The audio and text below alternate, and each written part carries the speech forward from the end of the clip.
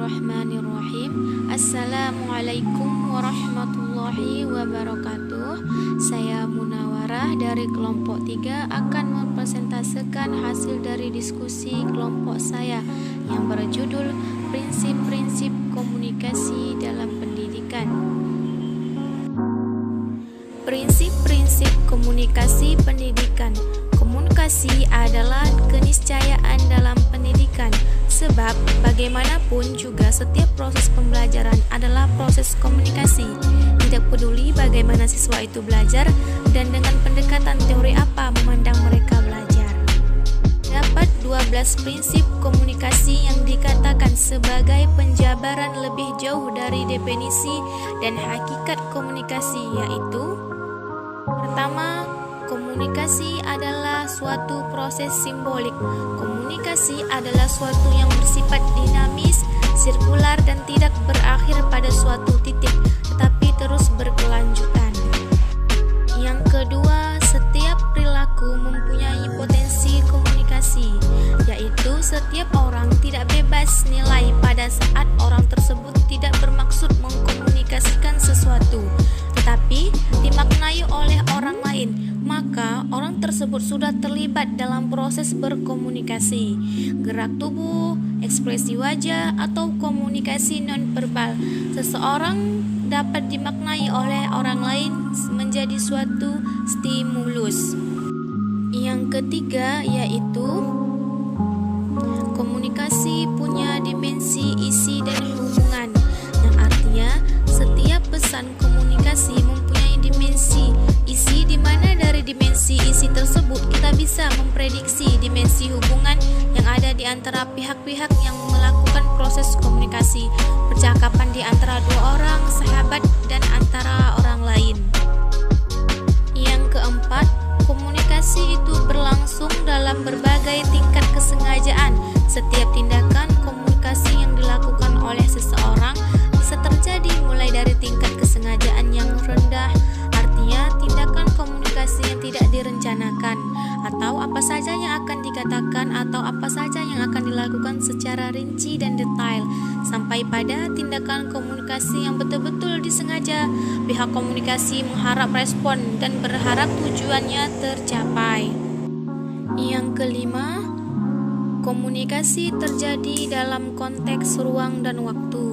Pesan komunikasi yang dikirimkan oleh pihak komunikasi, baik secara verbal maupun non-verbal, disesuaikan dengan tempat di mana proses komunikasi itu berlangsung, kepada siapa pesan itu dikirimkan, dan kapan komunikasi itu berlangsung. Yang keenam, komunikasi melibatkan prediksi peserta komunikasi, yang artinya tidak dapat dibayangkan jika seseorang melakukan tindakan komunikasi di luar norma yang berlaku di masyarakat. Jika kita tersenyum, maka kita dapat memprediksi bahwa pihak penerima akan membalas dengan senyuman. Jika kita menyapa seseorang, maka orang tersebut akan membalas sapaan kita. Prediksi seperti itu akan membuat seseorang menjadi tenang dan melakukan proses komunikasi. Yang ketujuh, komunikasi itu bersifat sistemik. Dalam diri setiap orang mengandung sisi internal yang dipengaruhi oleh latar belakang budaya, nilai, adat, pengalaman, dan pendidikan. Bagaimana seseorang berkomunikasi dipengaruhi oleh beberapa hal internal tersebut. Sisi internal seperti lingkungan keluarga dan lingkungan di mana dia bersosialisasi mempengaruhi bagaimana dia melakukan tindakan komunikasi. Yang kedelapan, semakin mirip latar belakang sosial budaya, semakin efektiflah komunikasi. Yang artinya, jika dua orang melakukan komunikasi berasal dari suku yang sama, pendidikan yang sama, maka ada kecenderungan dua pihak tersebut mempunyai bahan yang sama untuk saling berkomunikasikan. Kedua pihak mempunyai makna yang sama terhadap simbol-simbol yang saling dipertukarkan. Yang kesembilan, komunikasi bersifat non-sekuensial, yaitu proses komunikasi bersifat sirkular, dalam arti tidak berlangsung satu arah, melibatkan respon atau tanggapan sebagai bukti bahwa pesan yang dikirimkan itu diterima dan dimengerti. Yang ke-10, komunikasi bersifat prosesual, dinamis dan transaksional, yang artinya konsekuensi dari prinsip bahwa komunikasi adalah sebuah proses. Komunikasi itu dinamis dan transaksional, ada proses saling memberi dan menerima informasi di antara pihak-pihak yang dilakukan komunikasi. Yang ke-11, komunikasi bersifat irreversible.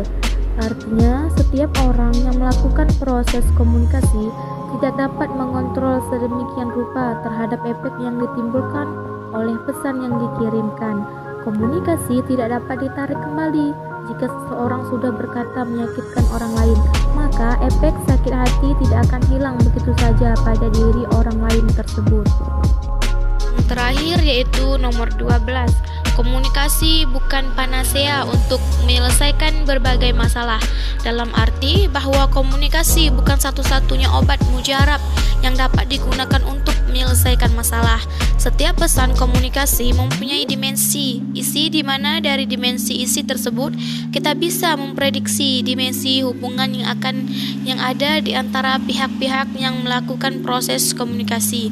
Percakapan di antara dua orang sahabat dan antara dosen dan mahasiswa di kelas berbeda, memiliki dimensi yang berbeda. Mungkin hanya itu saja yang dapat saya sampaikan dari materi kelompok saya. Jika ada kesalahan, saya mohon maaf. Terima kasih atas perhatian teman-teman sekalian. Wassalamualaikum warahmatullahi wabarakatuh.